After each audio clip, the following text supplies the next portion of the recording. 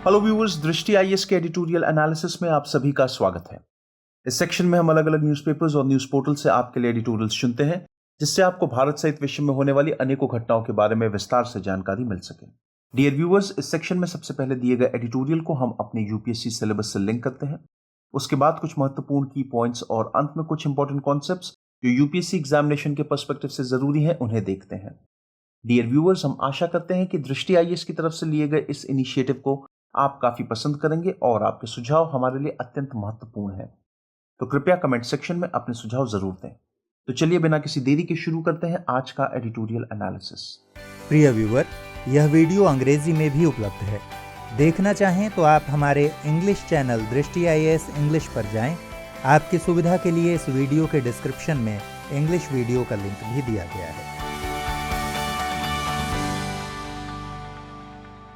आज का एडिटोरियल हमने द हिंदू न्यूज़पेपर से लिया है, जो कि 17 फरवरी 2021 को प्रकाशित हुआ है। आज के एडिटोरियल का शीर्षक है ओमनुअस प्रेसिडेंट।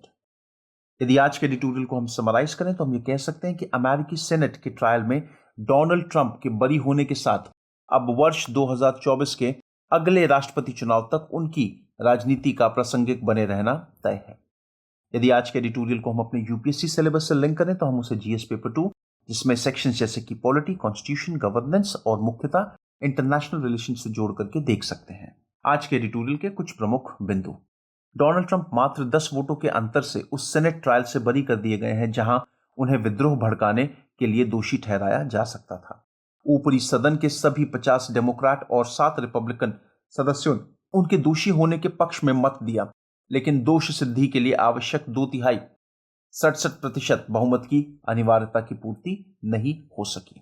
पूर्व अमेरिकी राष्ट्रपति के खिलाफ प्रतिनिधि सभा द्वारा आरोप तय किए गए थे, जिसने जनवरी माह में उन पर महाअभियोग, ट्रंप के विरुद्ध यह दूसरा महाअभियोग था, की कार्रवाई शुरू की थी। 6 जनवरी को अमेरिकी संसद भवन यूएस कैपिटल बिल्डिंग पर हमले के लिए भीड़ को भड़काने के आरोप में इस कार्रवाई की शुरुआत की गई थी। अब व्यूअर्स, जैसा कि हम लोग जानते हैं कि डोनाल्ड ट्रंप के ऊपर महाअभियोग की कार्रवाई की बात की गई थी। हालांकि जो सेनेट ट्रायल हुआ, डोनाल्ड ट्रंप उस सेनेट ट्रायल से बरी हुए। बरी होने का जो फासला था वो मात्र 10 वोटों का था। यदि वह 10 वोट और हो जाते तो उन्हें विद्रोह भड़काने के लिए दोषी ठहराया जा सकता था। अब यहां पर हमारे लिए जरूरी है कि थोड़ी सी जानकारी हम लोग जरा अमेरिकन जो कांग्रेस है उसके बारे में प्राप्त कर लें। अब अमेरिकी कांग्रेस के 2 सदन है। अपर हाउस, जिसको हम लोग सेनेट के नाम से जानते हैं, वहां पर 100 मेंबर होते हैं।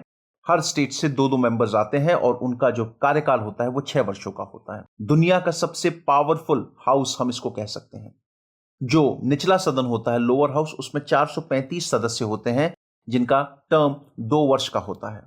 अब यहां पर अगर हम लोग बात करें कि भाई ये महाअभियोग के बारे में, तो महाअभियोग के बारे में थोड़ी सी जानकारी देख लें कि डोनाल्ड ट्रंप के ऊपर ये उनके कार्यकाल में लगा हुआ दूसरा महाअभियोग था और इतिहास में ये तीसरे राष्ट्रपति बन गए हैं अमेरिका के जिनके ऊपर महाअभियोग चलाने की कार्रवाई को आगे बढ़ाया गया। इससे पहले जो 2 महाअभियोग की कार्रवाई चलाने की जो बात हुई थी, वो पहली हुई थी एंड्रू जॉनसन के ऊपर 1868 में और दूसरा बिल क्लिंटन 1998 में। यदि अगर हम लोग यूनाइटेड स्टेट्स के लेजिस्लेचर के बारे में बात करें तो ये कहा जाता है, जैसा मैंने आपको बताया कि 2 सदन है, अपर हाउस और लोअर हाउस। जो यूनाइटेड स्टेट्स का कॉन्स्टिट्यूशन है वो ये कहता है कि अमेरिकी राष्ट्रपति को गद्दारी के आरोप में, घूस लेने के आरोप में या किसी और अन्य बड़े क्राइम या कोई और ऐसी गतिविधि जिसको बहुत गलत माना जाए, उन आधारों पर उसे या उसके ऊपर महाअभियोग चलाया जा सकता है।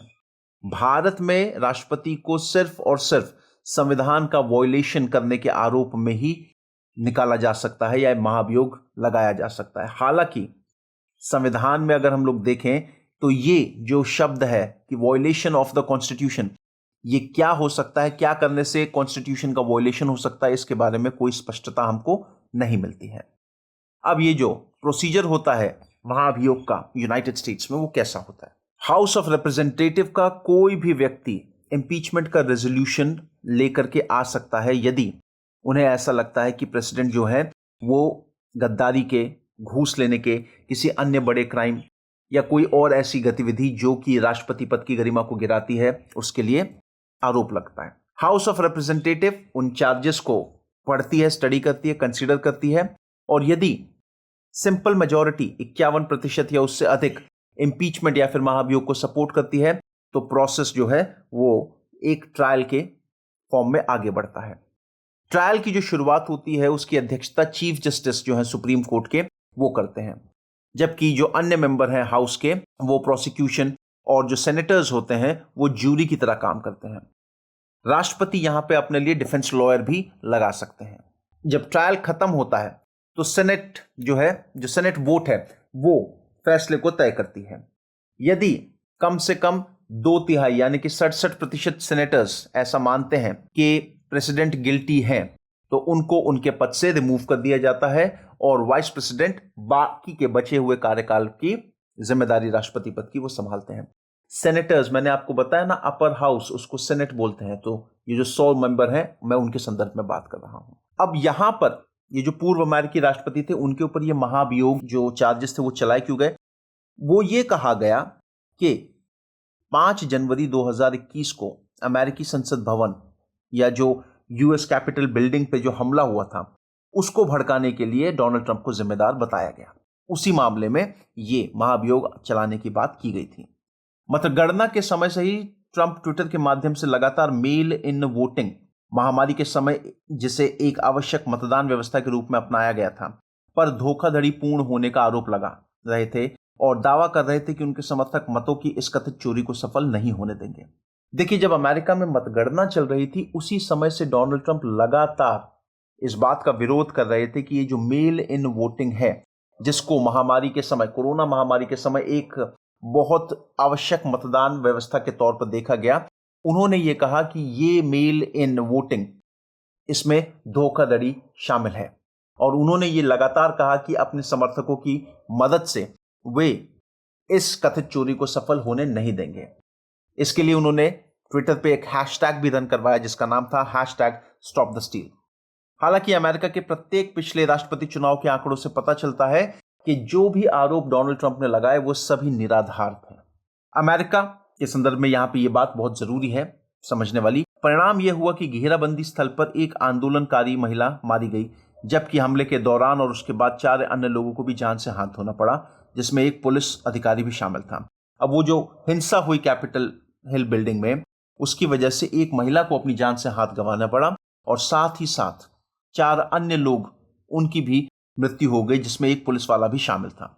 जीवन की हानि के साथ इस हमले को राष्ट्रपति जो बाइडेन द्वारा अमेरिकी लोकतंत्र की आत्मा पर अभूतपूर्व हमले के रूप में चिन्हित किया गया।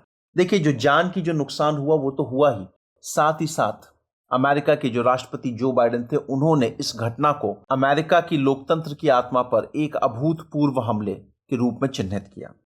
एक मायने में इसने श्री ट्रंप द्वारा शासन की परंपराओं और मानदंडों की कठोर अवहेलना की पराकाष्ठा को चिन्हित किया। देखिए, ये जो हुआ, कैपिटल हिल हिंसा जो हुई, कहीं ना कहीं डोनाल्ड ट्रंप के ऊपर ये लगातार आरोप लगते रहे कि वे शासन की परंपराओं और मानदंडों को पूरे तरीके से नहीं मानते और लगातार अवहेलना करते हैं। इस हरकत ने कहीं ना कहीं इस बात को सिद्ध किया, साबित किया। चाहे वे कठोर अव्रजन नीतियों, प्रमुख वैश्विक गठबंधन एवं बहुपक्षीय मंचों के अस्वीकार, ट्रेड वॉर छेड़ने और टैरिफ को लेकर तनाव बढ़ाने के संदर्भ में हो, या निजी लाभ के लिए अपने सार्वजनिक पद के निर्लज दुरुपयोग के संदर्भ में। अब लगातार ऐसा हमने देखा कि भाई डोनाल्ड ट्रंप के कई फैसले ऐसे थे जिसको बार बार कटघरे में खड़ा किया जा रहा है, जिसके ऊपर बार बार सवाल उठाए जा रहे हैं। जैसे कि उन्होंने बहुत ही हार्श तरीके की इमिग्रेशन जो अव्रजन नीतियां हैं उनको लागू कर दिया। जो प्रमुख वैश्विक गठबंधन से, जैसे कि पेरिस क्लाइमेट एग्रीमेंट, WHO, इन सब से अपने आप को बाहर निकालने की बात कर दी। या फिर कई लोग ऐसे कहते हैं कि अपने निजी लाभ के लिए उन्होंने जो अपना सार्वजनिक जो राष्ट्रपति पद है उस तक का सम्मान नहीं किया। तो ऐसे आरोप जो हैं वो समय समय पर डोनाल्ड ट्रंप पे लगते रहे हैं। अब वर्तमान परिदृश्य की यदि बात करें तो वास्तुस्थिति यह है कि श्री ट्रंप उस मतदान में बरी हो गए जो उन्हें उच्च अपराधों और दुराचारों के लिए दोषी सिद्ध करता और उनके दोबारा चुनाव लड़ने पर रोक लग सकती थी। अब यहां पर ये जो महाअभियोग से जो उनको बरी किया गया है, इसका मतलब ये कि यदि ये आरोप सफल हो जाते या प्रूफ हो जाते तो डोनाल्ड ट्रंप के ऊपर सिंपल सा एक ये एक्शन लिया जाता कि वे अमेरिका में कभी दोबारा किसी भी स्तर पर चुनाव नहीं लड़ पाएंगे। उनके बरी होने से रिपब्लिकन पार्टी के भविष्य को लेकर के कुछ दुविधाजनक प्रश्न भी खड़े हो गए हैं। सेनेट में रिपब्लिकन पार्टी के नेता मिच मैकॉनल ने विद्रोह भड़काने में श्री ट्रंप की भूमिका पर बहुत कुछ कहा, लेकिन ट्रंप को आरोपों से बरी कराने में अपनी पार्टी के बहुमत का नेतृत्व भी किया। अब यहां पर जो सबसे बड़ी समस्या है वो ये कि जिस पार्टी से डोनाल्ड ट्रंप बिलोंग करते थे, रिपब्लिकन पार्टी, उसके सामने कुछ बहुत दुविधाजनक सिचुएशन आ गई है कि क्या वे आगे भी डोनाल्ड ट्रंप के साथ कंटिन्यू करें या नहीं। अब यदि इस समय अगर हम लोग बात करें तो सेनेट में जो रिपब्लिकन पार्टी के नेता हैं जिनका नाम है मिच मैकॉनल, उन्होंने इस हिंसा को लेकर के डोनाल्ड ट्रंप के ऊपर बहुत ही कटाक्ष किया, बहुत क्रिटिसाइज भी किया। हालांकि एक बात और जो ध्यान देने योग्य है, ये वही मिच मैकॉनल हैं जिन्होंने इस महाअभियोग में पूरे तरीके से डोनाल्ड ट्रंप को बचाने के लिए अपने पार्टी के बहुमत का पूर्णतः इस्तेमाल किया और यह कोशिश करी कि डोनाल्ड ट्रंप को महाअभियोग मामले से बरी किया जाए। अब इस सिचुएशन से दो अनुमान हमको सामने दिखाई देते हैं कि रिपब्लिकन पार्टी का रवैया क्या हो सकता है। पहला कि कांग्रेस में बैठे रिपब्लिकन सर्वसम्मति से यह नहीं मानते कि ट्रंप ने राष्ट्रपति पद की गरिमा और अमेरिकी समाज के ताने बाने को जो आघात पहुंचाया, उसके लिए उन पर राष्ट्रपति चुनाव लड़ने पर प्रतिबंध लगाया जाए। अब पहला तो मानना यह है कि जो रिपब्लिकन हैं उनका मानना यह है कि भाई भले ही जो कार्य डोनाल्ड ट्रंप ने किए, चाहे वो राष्ट्रपति पद की गरिमा को गिराने की बात हो या अमेरिकी समाज का जो ताना बाना है उसको जो नुकसान पहुंचाया है, वो इस लेवल का नहीं है जिसकी वजह से डोनाल्ड ट्रंप को चुनाव लड़ने से या पार्टी को लीड करने से रोक दिया जाए। दूसरा अनुमान यह भी है कि भले ही वे अप्रकट रूप से मानते हैं कि श्री ट्रंप के विचार मुख्य धारा के रूढ़िवादी मूल्यों के अनुरूप नहीं है, उन्हें भय था कि ट्रंप को दोषी करार देने और व्हाइट हाउस के लिए पुनः उसके चुनाव लड़ने पर रोक लगाने का उनका जन आधार पर असर पड़ सकता है, जो मेक अमेरिका ग्रेट अगेन आंदोलन को मजबूत करने पर आधारित है। दूसरी जो बात हो रही है वो ये कि भले ही कई सारे रिपब्लिकन ये मानते हैं कि डोनाल्ड ट्रंप की जो विचारधारा थी वो पार्टी की विचारधारा से काफी हटकर थी, लेकिन उन्हें एक चीज का डर यह भी था कि यदि डोनाल्ड ट्रंप के ऊपर किसी भी तरीके की कार्रवाई होती है, कानूनी कार्रवाई होती है या उनके आगे चुनाव भविष्य में उनके चुनाव लड़ने पर रोक लगती है, तो हो सकता है कि उनकी पार्टी को भी इसका भुगतान करना पड़े। जिस मुश्किलों से दोबारा से डोनाल्ड ट्रंप ने मेक अमेरिका ग्रेट अगेन जैसी विचारधारा को अमेरिकी नागरिकों के बीच में प्रस्तुत किया है, वो कहीं ना कहीं काबिल तारीफ है। तो रिपब्लिकन पार्टी को अपने वोटर्स खोने का एक भय जरूर था। आगे का रास्ता, आखिरकार ट्रंप ने पिछले वर्ष के चुनाव में 74 मिलियन से अधिक वोट पाए थे और उन्होंने इतना समर्थन स्वदेशीवादी अथवा अप्रवासी विरोध, लोक लुभावनवाद और श्वेत विशेषाधिकार से वंचित होने की एक भावना को भड़काकर पाया था, जो ऐसी राजनीतिक परिघटना है जो हाल के दशकों में नजर नहीं आई थी। अब अगर पिछले चुनावों की बात करें तो डोनाल्ड ट्रंप ने 74 मिलियन वोट्स पाए थे और ये 74 मिलियन वोट्स उनको जो मिले वो सिर्फ और सिर्फ इन वजहों से मिले क्योंकि उन्होंने अप्रवासी विरोधी लोक लुभावनवाद इसको प्रमोट किया। जो श्वेत लोग हैं उनके अधिकारों के संदर्भ में दोबारा से विशेष अधिकारों के संदर्भ में उन्होंने बात करी। इन सब चीजों को जब वो ले करके आए लोगों के सामने तो लोगों ने इन सब चीजों से अपने आप को काफी रिलेट किया और इसी की वजह से हम ये कह रहे हैं कि डोनाल्ड ट्रंप ने ये जो रणनीति खेली, ये अगर पास्ट में देखा जाए तो अमेरिका की राजनीति में बहुत समय तक यदि अगर हम लोग बात करें तो बहुत समय के बाद तक ये याद रखा जाएगा कि इन सब चीजों को दोबारा से उठा करके लोगों के बीच एक व्यक्ति राष्ट्रपति बना था। अमेरिका की grand old party Republican party यदि अपने राजनीतिक भाग्य के इस ट्रंप केंद्रित दृष्टिकोण से दूर नहीं होती है तो पिछले कुछ वर्षों के कटु ध्रुवीकरण का वर्ष 2024 में एक बार फिर खतरनाक पुनरुत्थान तय है। अब यहां पर जो अमेरिका की जो रिपब्लिकन पार्टी है, जिसे grand old party of America भी कहते हैं, यदि वे अपने आप को ट्रंप केंद्रित दृष्टिकोण से दूर नहीं करती है तो 2024 में हम एक बार फिर देखेंगे कि जो कटु ध्रुवीकरण होता है जनसंख्या के बीच में, वो दोबारा एक बार हमको देखने को मिल सकता है। तो जरूरी यह है कि रिपब्लिकन पार्टी अपने आप को ट्रंप आइडियोलॉजी से कोशिश करके थोड़ा दूर रखे, ऐसा मानना है। सो व्यूअर्स, ये था आज का एडिटोरियल एनालिसिस आज के एडिटोरियल से संबंधित जो प्रश्न बन सकता है वह कुछ इस प्रकार है कि यूनाइटेड स्टेट्स ऑफ अमेरिका में राष्ट्रपति के महाअभियोग की प्रक्रिया बताएं। तो व्यूअर्स, आई होप आप सभी को ये एडिटोरियल पसंद आया हो। धन्यवाद।